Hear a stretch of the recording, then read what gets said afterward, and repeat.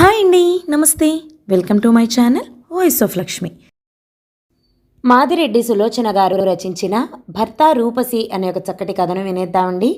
కథను మొదలు పెట్టబోయే ముందు మన ఛానల్ని ఎవరైనా ఫస్ట్ టైం చూస్తున్నట్లయితే ఛానల్ని తప్పకుండా సబ్స్క్రైబ్ చేయండి. అలాగే కథ నచ్చితే లైక్ చేసి హై పాయింట్స్ ఇవ్వటం మర్చిపోకండి. కథలోకి వెళ్ళిపోదామా? ఆ రోజు శాంతి ఉత్తరం వచ్చింది. తన భర్తకు హైదరాబాద్ ట్రాన్స్ఫర్ అయిందిట. ఆదివారం ఉదయం బండికి వస్తున్నామని విశాఖపట్నం నుండి రాసింది. నాకు చాలా సంతోషంగా ఉంది. శాంతి వివాహం తర్వాత ఇదే చూడటం. తన భర్త గురించి చాలా గొప్పగా రాసేది. ఎలా ఉంటారో చూడాలని కుతూహలంగా ఉంది. వాళ్ళ కోసం గది ఏర్పాటు చేశాను. మా అత్తగారిని మా మామగారిని హాల్లో పడుకోమని చెప్పాం. అంగీకరించారు. వాసు, కొన్నిసార్లు నాకు అలారం వినిపించదు. రేపు ఉదయం లేపుతారు కదూ అన్నను శనివారం రాత్రి గడియారానికి కీయిస్తూ. ఆలస్యం అయినా పర్వాలేదు, మన దేశంలో రైళ్లు ఎప్పుడైనా సమయానికి వస్తాయా అన్నారు శ్రీవారు శ్రీనివాస్ గారు. నేను రైళ్ల రాకపోకల గురించి అడగటం లేదు, లేపమంటున్నాను. పడక మీద పడుకున్న శాంతే గుర్తుకొస్తోంది. ఇద్దరం ఎంత అల్లరి చేసేవారమో. క్రాంతి శాంతి ఒకచోట ఎలా ఉంటాయని వేళకోళం చేసేవారు మిగిలిన స్నేహ బృందం. ఇద్దరికి కొన్ని కామన్ ఫీచర్స్ ఉండేవి. ఇద్దరం చామన చేయగలవారమే. చదువుల్లో కూడా మామూలు మార్కులే వచ్చేవి. అవి కాక కొన్ని అభిరుచులు ఒకటిగా ఉండేవి. అందుకే మా ఇద్దరికి స్నేహం కుదిరింది. శాంతిని నా వివాహంలోనే చూసింది. డబుల్ ఎంఏ అని నల్లబ్బాయిని కట్టుకున్నావు కదూ? కాదు శాంతి, ఆయన తనకు తాను వేలం వేసుకోలేదు, అందుకే నాకు నచ్చారు. ఏడ్చినట్టే ఉంది తెలివి. మీ నాన్నగారు కట్నం ఇవ్వనన్నారా? ఇచ్చేది ఇస్తారు, అది వేరే విషయం. అడిగే అధికారం వారికి లేదంటాను. నువ్వు అవగానే అయిపోతుందటే పిచ్చిదానా నవ్వేది. చాలే, నాగరికత అంటే సినిమా హీరోయిన్లను చూసి దుస్తులు మార్చటం కాదే, అనాగరికపు పనులను నిరసించాలి అన్నాను. ఎన్ని విధాలుగా చూసినా శాంతికి నా నిర్ణయం నచ్చలేదు. 2 రోజులుండి వెళ్ళిపోయింది. ఆ తర్వాత ఇప్పుడు తన ఉత్తరాలలో మా వారి గురించి తను ఊహించిన చెడు ఏదో వినాలనే కుతూహలం కనిపించేది. తన వివాహం కాగానే ఆ విషయం మర్చిపోయింది. ఆరోగ్యం బాగలేక వివాహానికి వెళ్ళలేకపోయాను. పడుకోవోయ్, నువ్వెంత ఊహించినా నీ స్నేహితురాలు రేపే వస్తుంది అన్నారు వాసు. కళ్ళు మూసుకున్నాను. మర్నాడు ప్లాట్ఫారం మీద నన్ను చూస్తూనే కౌగిలించినంత పనిచేసింది శాంతి. ఏమిటే, ఏదైనా విశేషమా, చిక్కిపోయావు? ఆ మాటే నిన్ను అడగాలనుకుంటున్నాను అన్నాను. ఓయ్, ఈ తెలివితేటల అబ్బాయా, నువ్వు సీనియర్వి అంది. ఈ లోపల కూలీ చేత సామాన్లు ఎత్తించుకుని ఓ యువకుడు వచ్చాడు. మీరు క్రాంతి అనుకుంటాను. నా తెలివి తెల్లారింది. క్రాంతి ఈయన శ్రీవారు శరత్. మా చెల్లిని గుర్తుపట్టారుగా, వారు శ్రీనివాస్ పరిచయం చేసింది. పురుషులిద్దరూ కరచాలనం చేసుకుని చిరునవ్వుతో పలకరించుకున్నారు. మరో నిమిషంలో రాజకీయాలు మొదలుపెట్టారు. ఇంటికి వెళ్ళి తీరిగ్గా మాట్లాడుకుందాం పదండి అన్నాను. ఇదిగో క్రాంతి, ద్వారకలో గది ఏర్పాటైంది. నువ్వు ఆర్భాటం పెట్టుకోకో, కాసేపు సరదాగా కబుర్లు చెప్పుకుందాం అంది. ఆ తర్వాత వాదించిన ఆమె నిర్ణయమే సబబుగా తోచింది. అందరము హోటల్కి వెళ్ళాం. దారిలో పరీక్షగా చూశాను శరత్ను. అతను అందమైన వాడే, మంచి పర్సనాలిటీ కూడా ఉంది. పసిమిచ్చాయితో చూపరులను ఇట్టే ఆకర్షిస్తాడు. అతని ముందు శాంతి అనాకారి అనే చెప్పొచ్చు. ఆ కాసేపట్లో అతన్ని చూస్తుంటే అందానికి తగిన స్వభావం అనిపించింది. గలగలా నవ్వుతూ సరదాగా మాట్లాడతాడు. హోటల్లో సామాన్లు పెట్టి వారు స్నానాలు చేశారు. అందరము కూర్చుని సరదాగా ఉపాహారం చేశాం. ఇల్లు చూడమంటారా మేము అడిగాం. విద్యానగర్ క్వార్టర్స్లో మా వాళ్ళు ఉన్నారు, పక్కనే ఖాళీ ఉందని రాశారు, అది చూశాక మీకు చెప్తాం అన్నాడాయన. సాగనంపుతూ వచ్చింది శాంతి. మా వారు 10 అడుగులు ముందుకు వెళ్ళారు. ఏమే, మా ఆయన ఎలా ఉన్నారు? చాలా బాగున్నాడు, మంచి సరదాకల మనిషి కూడాను. ఆ మాట అంటూ అప్రయత్నంగా పైకి చూశాను. శాంతి ముఖం వెలవెలబోతోంది. ఏమిటే, ఏమైంది? ఏం లేదు, ఏదో గుర్తొచ్చింది అంది. మేము వచ్చేసాం. శాంతికి విద్యానగర్లోనే ఇల్లు దొరికింది. నేను ఊహించినట్టు తరచుగా కలుసుకోవటం పడలేదు. నేను వెళ్ళిన వారిద్దరిని మంచి మూడ్లో చూడలేదెప్పుడు. వారి మూడ్స్ బాగుండనప్పుడు నన్నేం ఆహ్వానిస్తారు? నేనే మా ఇంటికి భోజనానికి పిలిచాను. ఎందుకు లేవే?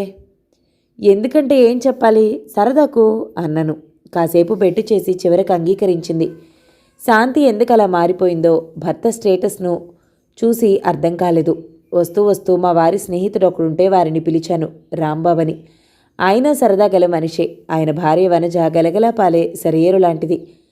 ఆదివారం అతిథులు రాకపూర్వమే పనంతా పూర్తి చేసుకున్నాను. టేబుల్ సర్దటంలో వారు సహాయం చేశారు. శరత్, శాంతి వచ్చారు. శరత్ నమస్కరించి అపరిచితుల్లా కూర్చుండిపోయాడు. ఎందుకో నాకు అర్థం కాలేదు. ఏమిటే, మీ ఆయన్ని మౌనం భోంచేయమన్నావా లేక వ్రతమా? హాస్యంగా అడిగాను. ఏమో, నాకేం తెలుసు అంది పొడిగా. హలో, రాంబాబు దంపతులు వచ్చారు. చెప్పండి వదినా, ఏదైనా పనుందా లేక మాట్లాడమంటారా? తర్వాత మా ఆయన ఆవిడ పనిచేస్తుంటే నువ్వు కబుర్లు చెప్తావా అంటారు. వనజ అడిగింది. పనంతా అయింది, రండి నా స్నేహితురాల్ని పరిచయం చేస్తాను. వారిని లోపలికి తీసుకెళ్లాను. పరిచయాలయ్యాయి. వనజ మా వారిని మాటల్లోకి లాగింది. ఎంతోసేపు మౌనంగా ఉండలేకపోయారు. ఆ తర్వాత శరత్, వనజ వాదనలోకి దిగారు. సినిమాలు చూడాలంటే తలనొప్పి బాబు, చెత్త అంది వనజ. మీతో నేను అంగీకరించానండి. ఈనాడు మనకున్న దొరికే మనోల్లాసం సినిమా అంటాను నేను.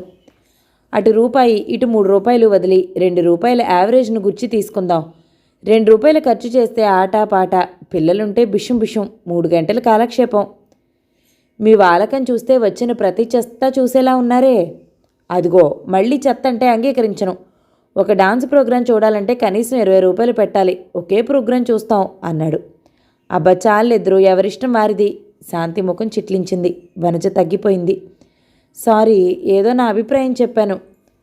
పర్వాలేదు, అందమైన యువతులు ఏం చెప్పినా అందంగానే ఉంటుంది. శరత్ నవ్వాడు. భోజనాలకు లేవండి అన్నాను. అందరం కూర్చున్నాం. శరత్ పక్కన వనజ కూర్చుంది. రాంబాబు పక్కన శాంతి కూర్చుంది. మీరు రండి అని బలవంతం చేశారు. నేను కూర్చున్నాను. భోజనాలు అవుతూ ఉండగానే శాంతి చెప్పులు వేసుకుంది. ఎక్కడికే? ఇంటికి. మాకు అతిథులు వస్తున్నారోయ్. ఎవరు శాంతి? కంగారుగా అడిగాడు శరత్. మీరన్నీ మర్చిపోతూనే ఉంటారు. అతని వంక కొరకరా చూసింది. అవునవును, ఎవరో వస్తామన్నారు, పద. ఆమెను తీసుకుని వెళ్ళిపోయాడు. మీ స్నేహితురాలు చిత్రమైన మనిషిలా ఉందే అన్నారు మా శ్రీవారు. రాంబాబుతో కబుర్లు చెప్పుకుంటూ స్క్రాంబుల్ ఆడుతూ సాయంత్రం వరకు గడిపాం. అందరూ ఫస్ట్ షో సినిమాకి వెళ్ళి మా ఇంటికే వచ్చి మిగిలిపోయిన పదార్థాలు తినేశాం. వారు వెళ్ళిపోయారు. మర్నాడు తుఫానులా వచ్చింది శాంతి. ఏం జరిగిందోనని హడలిపోయాను. ఏమిటే, నీకు బుద్ధుందా? అది నువ్వే చెప్పు. లేదనే అంటాను. ఉంటే ఆ వనజ వగలాడిని పార్టీకి పిలవ్వు. ఏం జరిగిందే? వనజను తను అలా అనడం సహించలేకపోయాను. నాకు తెలిసినంతలో ఆ అమ్మాయిలో చెడ్డ స్వభావం కనిపించటం లేదు. ఏం జరగాలి? నా కాపురం కూలిపోయే పరిస్థితుల్లో ఉంది. ఏమిటి? విస్మయంగా చూశాను. అవునే, రాత్రంతా ఆయన వనజను పొగడ్డమే. అయినా అమ్మాయికి అంత చొరవేమిటి? మా ఆయన పక్కన కూర్చోవడం ఏమిటి? శాంతి, తెల్లబోయాను. ఎంత అన్యాయంగా మాట్లాడుతుంది. ఇలాంటి ఇరుకైన భావాలతో ఎన్నాళ్ళు అరిచినా మనం సాధించే ప్రగతి ఏముంటుంది? ఆయన ఎక్కడికో వెళ్ళారు. తప్పక ఆ వగలాడి దగ్గరికే వెళ్ళుంటారు. పద, వనజింట్లో చూద్దాం. ఇద్దరము వెళ్ళాం. మమ్మల్ని చూసి ఆమె సంతోషంగా ఆహ్వానించింది. రండి రండి, నా పని ఇప్పుడే తీరింది. శరత్ గారు, అన్నయ్య గారు రాలేదా? మీ వారికి చెప్పి సెలవిప్పించావా ఏం అన్నాను హాస్యంగా. కాసేపు కబుర్లు చెప్పుకున్నాం. టీ తెచ్చి ఇచ్చింది వనజ. ఆమె లోపలికి వెళ్ళగానే టీ బయట పోసింది శాంతి. ఛ, ఇలాంటి వారి చేతి టీ అంటే నాకు డోకు అంది. ఆమెం చేసింది? ఈసారి కాస్త కరుకుగానే అడిగాను. ఉదయం వచ్చే ఉంటారు. శాంతిని 4 తన్ని తగలేద్దామన్నంత కోపం వచ్చింది. ఒకనాటి పరిచయంలో ఒకరింటికి వెళ్ళి ఉదయమే కబుర్లు చెప్పే చొరవ ఆమె గారి భర్తకుండొచ్చు, కానీ అంత తీరిక వనజకుండదన్న సంగతి నాకు తెలుసు. ఉదయం శరత్ గారు కానీ ఇక్కడికి వచ్చారా వనజ? శరత్ గారా? రాలేదే. ఏం వస్తారని అన్నారా? అన్నాను ఎటూ కాకుండా. కాసేపు కూర్చుని బయలుదేరాం. నా మనసులో ఎన్నో ప్రశ్నలు తలెత్తుతున్నాయి. శాంతి, మీ వారి స్వభావం చంచలం కాదు, కానీ ఆయన అందచందాలు చూసి ఎదుటి ఆడవారు ఆయన్ని కవ్విస్తారు అంది. అప్పటికే దాని కళ్ళల్లో నీరూరింది. ఇంకేం మాట్లాడలేదు. ఆ రోజు శాంతి వెళ్ళిపోయింది. ఆ తర్వాత ఎప్పుడు వాళ్ళ ఇంటికి వెళ్ళినా ఇద్దరూ వాదులాడుతూనో లేదా ఎడమొహం పెడమొహంతోనో కనిపించేవారు. అలాంటి అవస్థలో మనం వెళ్ళి ఇబ్బంది పెట్టడం ఎందుకని మేము వెళ్ళడం చాలా వరకు తగ్గించేశాం. ఓ రోజు హడావిడిగా వచ్చిన శరత్, శాంతికి అబోర్షన్ అయింది, మెటర్నిటీ హోంలో ఉంది అని చెప్పాడు. వెళ్ళి చూసొచ్చాం. శరత్ను మా ఇంటికి భోజనానికి రమ్మని ఆహ్వానించాం. ఒకరోజు వచ్చి మర్నాటి నుంచి హోటల్కి వెళ్ళటం మొదలుపెట్టాడు. మేము కనిపిస్తే అపరిచితుల్ని చూసినట్టు ముఖం చాటు చేశాడు. నేను వెళ్ళి మరోసారి చెప్పనా? వాసు అడిగారు. అంత గర్విష్టివాడితో మనకేమిట్లేదు అన్నాను. ఆ రోజే శాంతిని డిశ్చార్జ్ చేశారు. చూద్దామని వెళ్ళాను. నా పైన ఒట్టేసి చెప్పండి, మీరు ఆ క్రాంతి దగ్గర కబుర్లు చెప్పి రావటం లేదు? దాదాపు ఏడుపు గొంతుకతో అడుగుతుంది. నువ్వు వద్దని చెప్పిన రోజే మానేశాను. మళ్ళీ అటు వెళ్ళనైనా లేదు. నన్ను నమ్ము శాంతి. మిమ్మల్ని నమ్ముతానండి. మిమ్మల్ని కవ్వించేవారంటేనే భయం. నేనేమీ అనుకోని చెప్పండి. అబ్బా, నీ అనుమానాలతో నా ప్రాణం తీయకు శాంతి. మా ఆఫీస్లో ఒక సెక్షన్ ఆఫీసర్కు ఫేర్వెల్ పార్టీ ఇస్తూ ఆలస్యం చేశాను. నీ ప్రాణ స్నేహితురాల్ని అనుమానించే స్థితికి వచ్చావంటే? ప్రాణ స్నేహితురాలైతే మాత్రం ఆకర్షణకు అనుభూతులకు అతీతురాలా?